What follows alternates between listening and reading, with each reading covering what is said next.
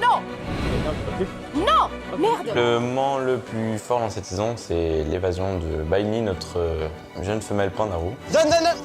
Tombe pas.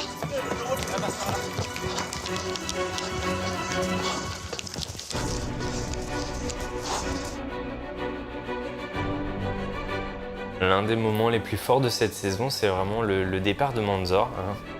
Et quand c'est l'heure des au revoir, petite larme, quoi, c'est normal. Voilà, et tu déplies le tir.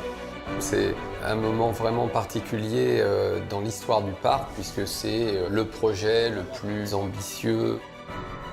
On a nos rhinos, on a une zone qui est magnifique. En plus des rhinos, on a eu la chance de nous offrir des super espaces animaliers autour.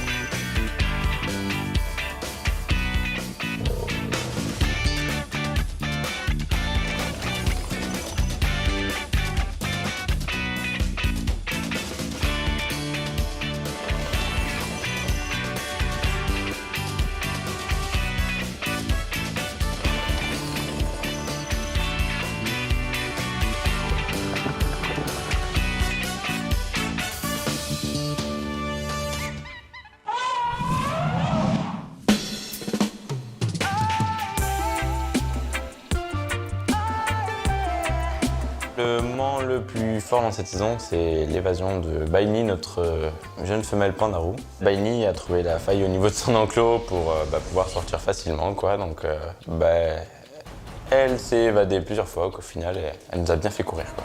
Non, non, non, non, non, non. Non, merde.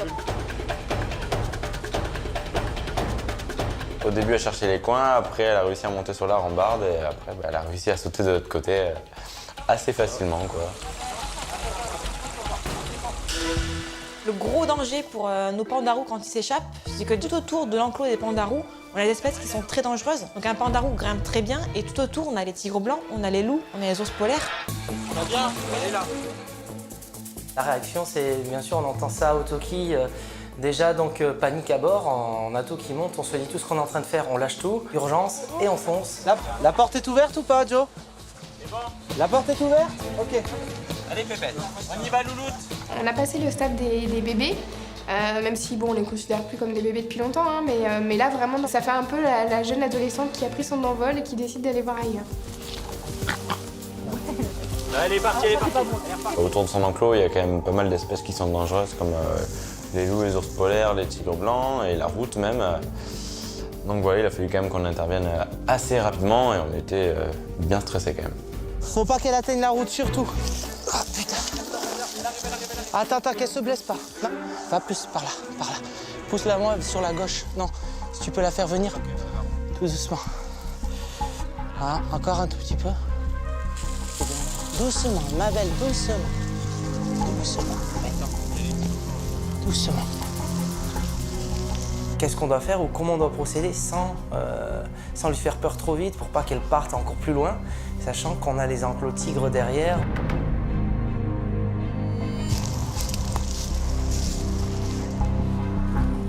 On arrive à la refaire monter justement pour l'éloigner de la route. Pas bien, elle est là. Ouais.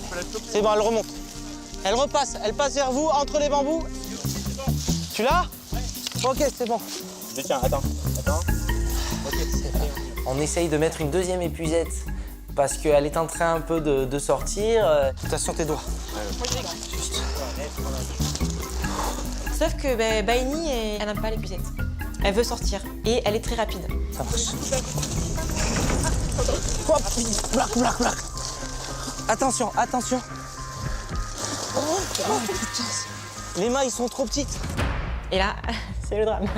On la veut en l'épuisette et elle repart. Et là, cette fois-ci, elle part très vite. Et du coup, au début, tout le monde un peu la perd de vue parce qu'elle se faufile entre les bambous. Est-ce que quelqu'un la voit? La règle d'or dans une évasion, c'est la communication.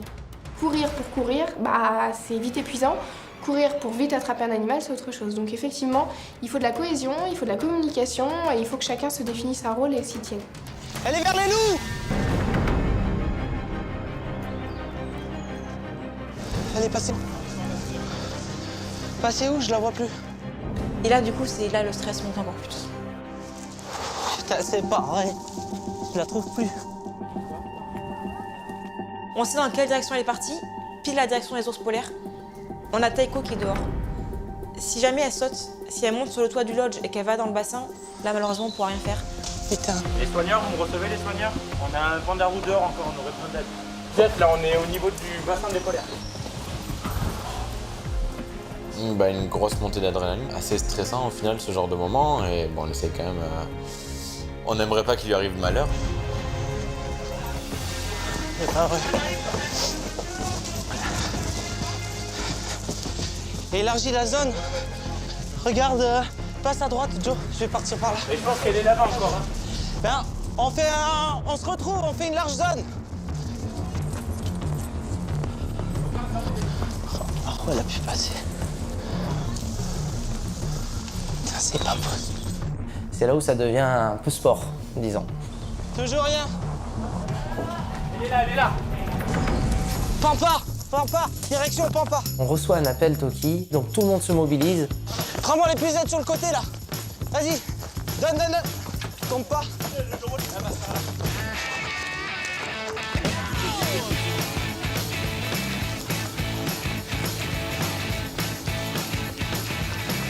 Et Jonathan arrive à l'attraper.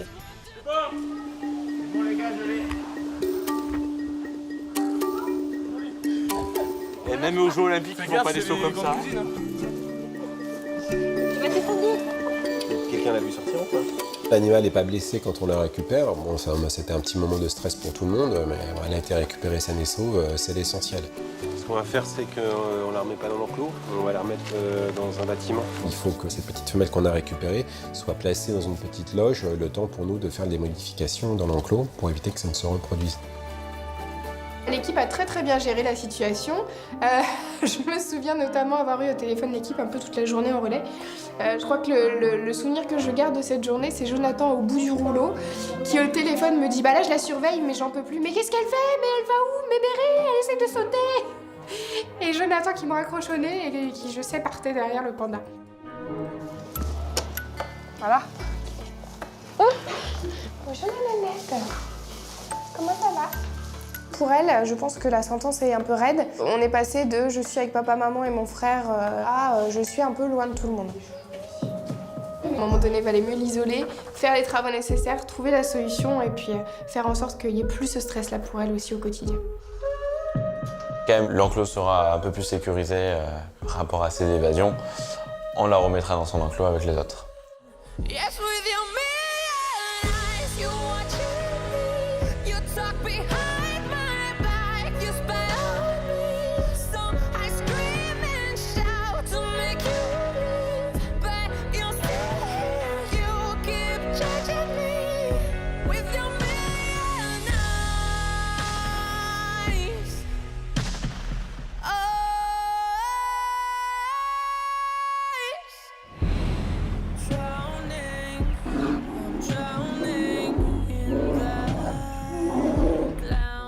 Cyril, tu m'entends, Cyril? Ouais, j'écoute. C'est le dernier jour de traitement des grésilles et on ne trouve pas d'amélioration au niveau du pelage, voire même ça s'est aggravé sur Ivan. Est-ce que tu aurais l'occasion de passer? Ouais, allez, ça marche.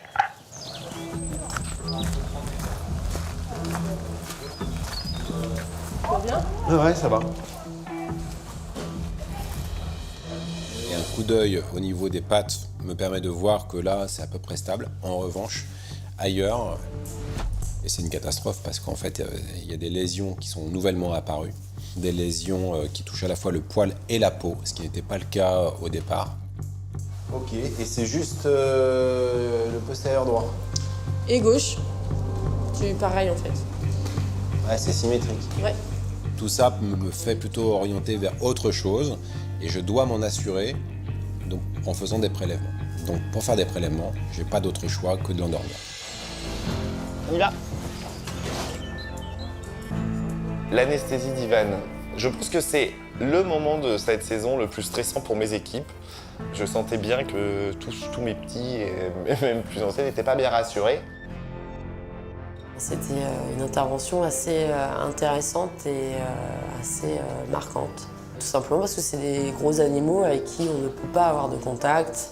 Et là, de pouvoir participer à l'intervention, c'est toujours très enrichissant.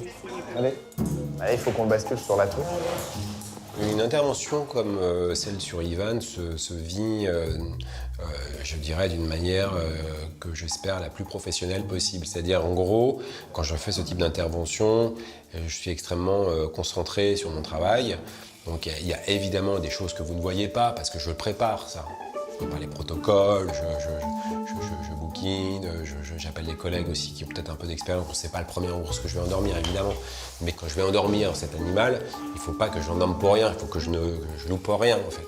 Donc il y a un préparatif. Et donc quand j'arrive dans le bâtiment, je sais ce que je vais faire.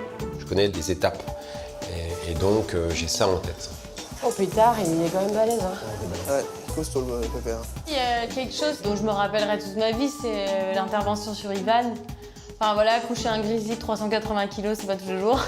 Quelqu'un peut se mettre à la tête, s'il vous plaît. Et puis voilà, surveiller les clignements des yeux. Bah, il cligne. Il cligne. En fait, quand on rentre, on est assez alerté tout de suite parce que ses yeux bougent. Ses yeux bougent, l'animal bouge. Il a même la patte. Ouais. Il bouge les babines. Là, la pression monte en fait, ce qu'on se dit, mais là, il bouge quand même. Il bouge la patte. Et il bouge la patte, ouais. Quand on intervient sur un animal dangereux, il y a toujours la crainte que l'animal se réveille brutalement, ce qui est possible. Et là, il faut vite dégager. Ouais, il bouge même la tête. Ouais. Le protocole anesthésique de Cyril était un peu particulier, c'est vrai que l'animal bougeait, avait des réflexes, avait ce genre de choses, donc ça fait peur. En gros, ça fait peur. C'est vrai que là, on se dit, il faudrait pas qu'il se réveille quand même.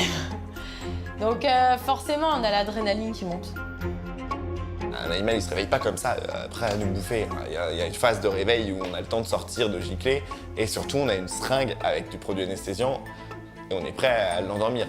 Au moment où j'ai eu un doute, comme m'a appelé Cyril, je lui ai dit, tu vérifies, mais je crois qu'il faut le repousser. Cyril a remis une petite dose d'anesthésiant. On va pas faire prendre de risques, ni à nous, parce qu'on tient notre vie, ni à nos équipes. J'essaie de me trouver une zone assez récente. Là, t'en as une, au niveau du... Je me demande, ouais, si c'est pas dégueu. Ça. Pas dégueu, c'est ça? Si, un peu dégueu. Ah bah... Non, celle-ci est pas... Bah, en même temps, le plus dégueu, je crois que t'as fait, Cyril. Hein. Lorsque j'interviens sur un animal comme Yvan, par exemple, j'ai pas d'excitation particulière à me dire « Ah, je vais enfin pouvoir toucher un ours du Kamchatka ». Parce qu'à ce moment-là, j'ai la responsabilité du soignant, en fait, de la personne qui va intervenir, qui va être responsable de la qualité de l'anesthésie, donc de la sécurité du personnel aussi, et de la démarche diagnostique qui va être mise en place. Après, une fois que le job il est fait, on peut se dire ah, quand même là voilà, j'étais à côté d'un des plus grands prédateurs terrestres de la Terre. Hein. Vous commencez à brancher la balance? Ouais. C'était stressant, mais c'était un chouette moment. C'est une bonne anecdote, non? Je sais pas. J'étais à côté d'un ours, vous voyez bouger les yeux un petit peu, mais on remarque que tous étaient stressés, mais ils ont quand même pris le temps de faire une photo avec l'animal.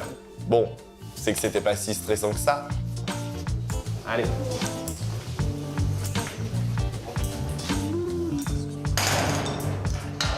Du coup, c'est pour vérifier par rapport au poil. Donc je retrouve Lorraine où elle rentre les ours pour faire un état des lieux, voilà, pour prendre un peu des nouvelles des grizzlies. On voit que le poil est encore court. Ouais, mais ça repousse tranquillement derrière. Ouais. Ça repousse quoi, c'est que c'est bon signe. Ouais. C'est que c'est fini même. Mais normalement, oui. Je pense que le problème de Gald, maintenant, il est passé. Alors, il faut quand même être méfiant parce que ça peut récidiver. Mais en tout cas, voyons ça au jour le jour. Aujourd'hui, a priori, c'est plutôt guéri. Bon bah ok, c'est bon pour moi. C'est aussi ce qui fait le charme et l'attrait de ce métier.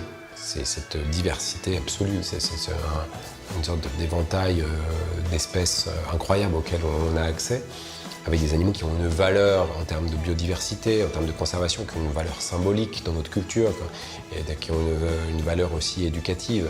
Et ces animaux-là sont sous notre responsabilité, on les côtoie tous les jours. Et il ne faut pas l'oublier, en fait. Il ne faut pas oublier cette chance que nous avons de côtoyer ce peuple animal, en fait, dans sa diversité, et nous, de servir d'interface pour amener le public à venir voir nos animaux et en apprendre plus sur eux et avoir envie, évidemment, de les protéger. When I need motivation, my one solution is my queen, 'cause she stays strong. Yeah, yeah. She is always in my corner, right there when I wanna. All these other girls are tempting, but I'm empty when you're gone. And they say, do you need me? Do you think I'm pretty? Do I make you feel like cheating? I'm like, no, not really, 'cause I think that I found myself a cheerleader. She is always right there when I need her. Oh, I think that L'un des moments les plus forts de cette saison, c'est vraiment le départ de Manzor, hein, parce que c'est des moments qui nous font mal au cœur, forcément, hein, de voir nos animaux partir. C'est pas des moments plaisants. Vous allez sortir. Les parents sortent la journée et les jeunes sortent en fin d'après-midi jusqu'au lendemain matin.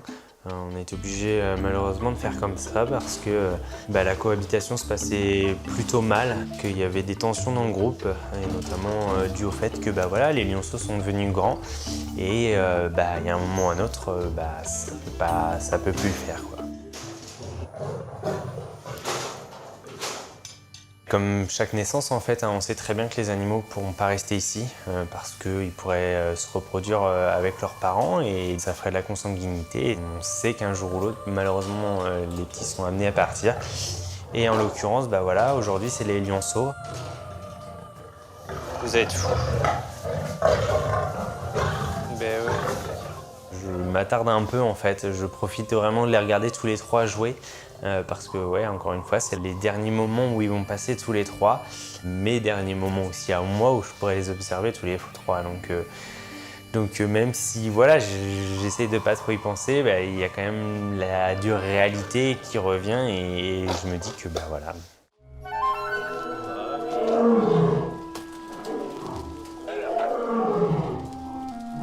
petit là, au milieu. Là. Ouais. Ils sont pas du tout pareils. Ouais, hein. je le trouvais en plus hyper solide. Et... Ouais.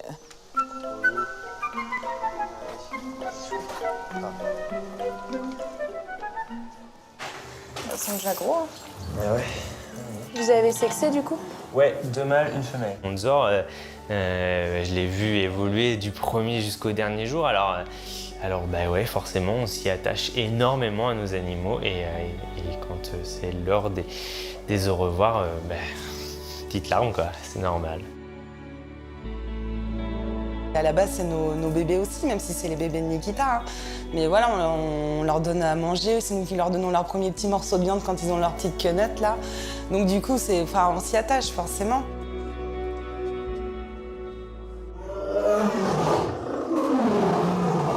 C'est devenu un lion. On va faire partir celui-là.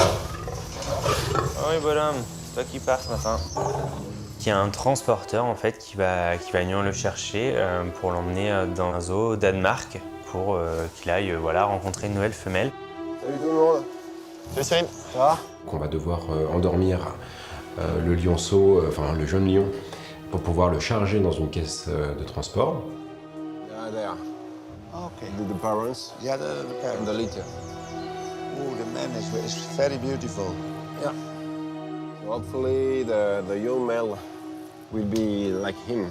Yeah. Ça fait vraiment partie du métier pour lequel effectivement on est assez bien rodé et chacun connaît la procédure. Bien, bonhomme. Je commence par sortir Yabou, ensuite je sors Nikita. Et de là, je vais séparer les lionceaux.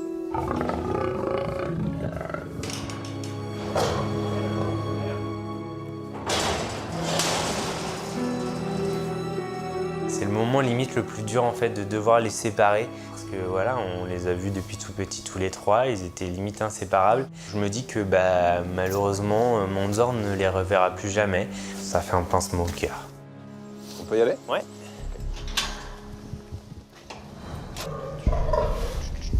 Je mets à la trappe. Ouais.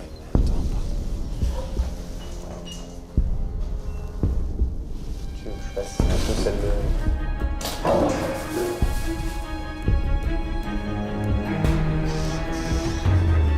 Tu clignes des yeux? Chez nos lions, on sait que c'est la règle, quoi. C'est-à-dire qu'à un moment donné, ils vont partir. Donc, ils naissent ici, et puis, arrivé à un certain âge, eh bien, il faut qu'ils aillent, il faut qu'ils partent. Voilà. Donc, parce que dans la nature, c'est comme ça que ça se passe. Et il faut qu'en zoo aussi, on se cale sur ce rythme-là. On y va? Oui. On va vérifier. Salut les bébés, ça va? Bonjour Titi. Donc Cyril rentre en premier. En fait, c'est la règle d'or. C'est le vétérinaire qui rentre toujours en premier pour faire le check-up de l'animal. Je vais contrôler l'état d'endormissement, que je juge tout à fait satisfaisant. L'animal respire bien. On peut procéder à la suite. Tu le tournes, ça? On le balance? Voilà. Voilà, et tu déplies le tiers. On tire le lion sur la civière et de là, il ne nous reste plus qu'à le sortir. Alors à le sortir à 6 quand même parce que Manzor est un bonhomme et à mon avis il fait plus d'une centaine de kilos et porter un poids aussi lourd, il faut beaucoup de bras. Je vais aller mettre au bout. Allez! Voilà. Je retire. Ah, dehors. C'est des moments en fait tellement tristes parce que voilà, c'est des moments stressants pour eux. On doit les endormir, on doit les charger. Quand ils se réveillent, ils sont à l'intérieur d'une caisse de transport. Et du coup, moi, ma vision des choses en fait, c'est je m'en suis occupé du premier jusqu'au dernier jour et je me dois jusqu'à la dernière minute d'être présent pour lui. Et je partirai pas sur mon secteur tant que le camion ne sera pas parti.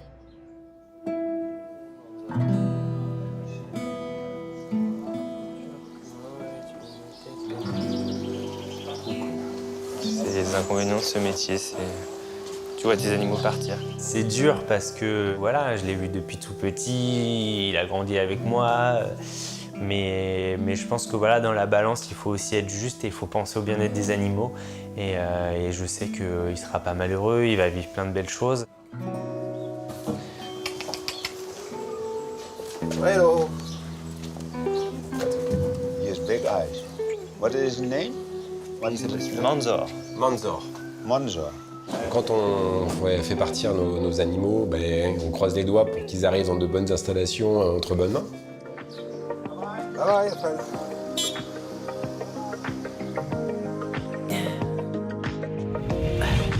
Tell me what you really like. Baby, I can take my time. We don't ever have to fight. Just take it step by step.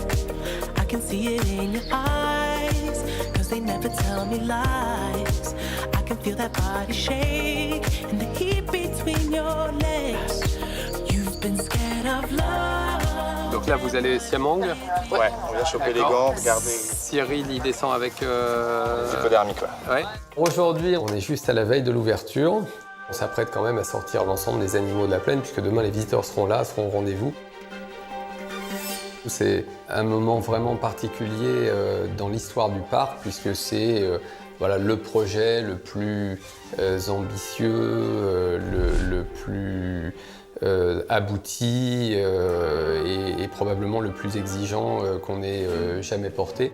Bon, allez, on chope les gants. Vous m'appelez juste quand vous sortez les siamants? Bien sûr, Stéphane.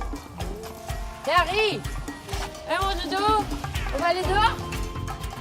Aujourd'hui, là, c'est une journée, je suis trop contente. Là, c'est la journée, on va lâcher nos loriquets dans leur volière, on va ouvrir la trappe à nos siamangs et puis on va continuer à travailler sur nos rénos. Bon, les cocos.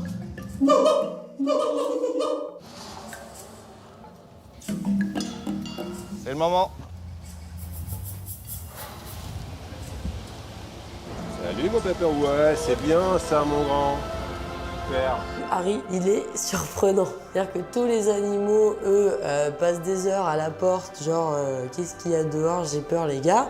Non. Harry, t'as à peine ouvert la trappe qu'il est déjà dehors. Regarde là, les funambules, là, génial.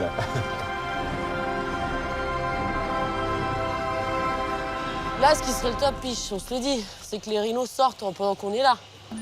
Ouais. Là, tous. Là, maintenant. Et là, on a un rhino qui part sur la plaine.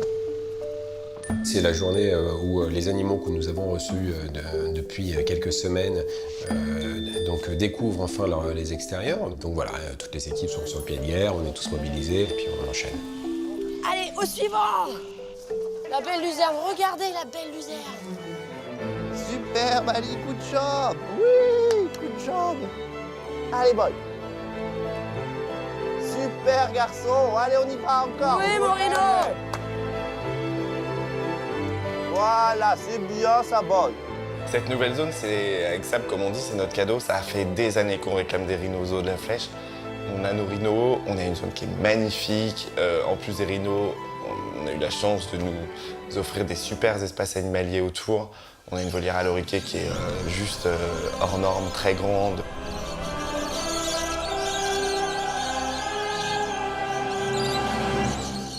On a un enclos à loutre à poil lisse, très joli, très paysager. Et ouais, moi c'est juste top. Enfin, il n'y a pas très longtemps que je suis responsable animalier. J'ai la chance de pouvoir créer une zone comme ça avec toute l'équipe du Zoo de la Flèche. C'est juste une super expérience professionnelle et c'est juste une super expérience de vie.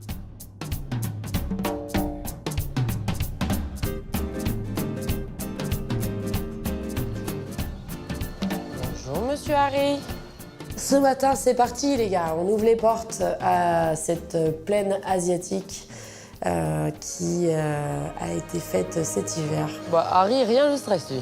Lui, il a toujours vécu là. La force de cette nouveauté, ils l'ont sortie en très peu de mois. Ils ont été quand même... Enfin, il y a eu beaucoup d'entreprises sur cette nouveauté. Ça s'est fait rapidement. C'est un chantier qui aurait pu prendre une année, il en a pris que la moitié. Et de toute façon, je sais ce qu'est capable de faire mon parc et je sais qu'il est capable de faire beaucoup de choses.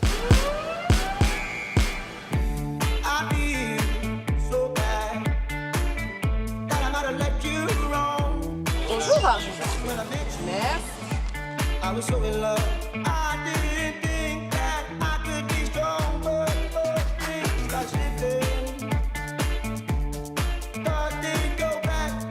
Et c'est l'heure, on a les premiers visiteurs qui rentrent sur la zone. C'est parti. On va passer une bonne journée. Merci bien. Au revoir. Pendant un temps, cette zone, c'était un endroit où il n'y avait personne. Les visiteurs ne venaient pas, on était seuls avec des équipes techniques de partout, des entreprises extérieures. Et là, d'un seul coup, on laisse entrer les visiteurs dans notre jardin, quoi. C'était un truc un peu privé. Et voilà, bah là, ça change tout, en fait. Ça prend une autre dimension et on voit le regard des gens, les compliments des gens. Enfin, c'est voilà, pourquoi on a fait tout ce travail depuis des mois. Et c'est... Bah, l'ouverture, c'est la consécration, quoi.